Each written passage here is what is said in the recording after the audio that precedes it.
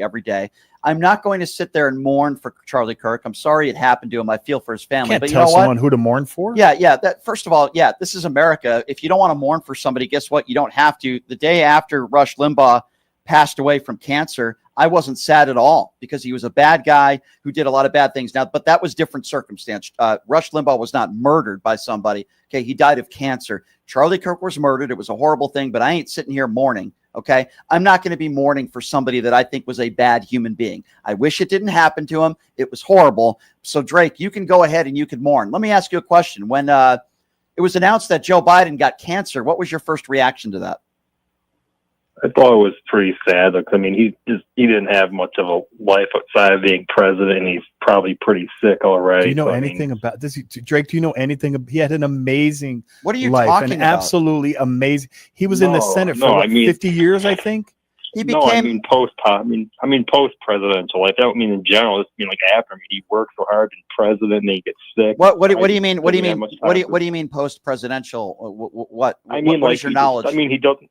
Like he just doesn't have much time to retire and be healthy. He just has a life full of He's in his early 80s. He's in his early 80s. No, but he's sick though. The guy's sick. I feel bad. Okay, so doctor, so doctor, I'm glad for your compassion, doctor. Can you tell me what you found in Joe Biden's physical? What did you find, doctor?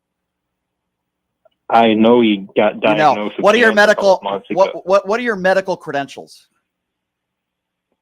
I'm not a doctor. You're not a doctor. Okay, thank you. Thank you for admitting that. Feel bad Okay. Well, thank you. I'm glad that's the answer that I was trying to get from you to see if you had any compassion.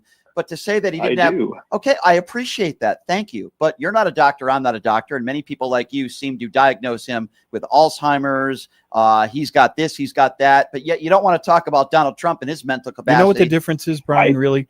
I mourned for Jimmy Carter. I happen to like Jimmy Carter. I think he was an awesome president. But you know what you and I don't do? We don't call people up or confront people and tell them you should be mourning for Jimmy Carter. No, it's absurd. How ridiculous, how presumptive is that? But Leonard, it's the same people that preach about Christian white nationalism. They're right and everybody else is wrong. Like Riley? Yeah, the religious zealots out there and the Bible thumpers that want to tell you what to do. They want to tell you how to think. How about love thy neighbor? Yeah. Ever hear of that? But yet. How about your brother's keeper? Ever hear of that? But yet, I agree. But yet, these are the same people that say we're indoctrinating people. The teachers are indoctrinating people. Give me a freaking break. So, Drake, thank you for the phone call. But I mean, you go ahead and you could go on your knees every day and wear the Charlie Kirk knee pads. Yeah, go worship Charlie Kirk. Go Who ahead. Cares? Go ahead and go to his cares. grave site and, with your MAGA gear. You're welcome to do that if you'd like to, but you're not somebody that I would hang out with. That's for sure.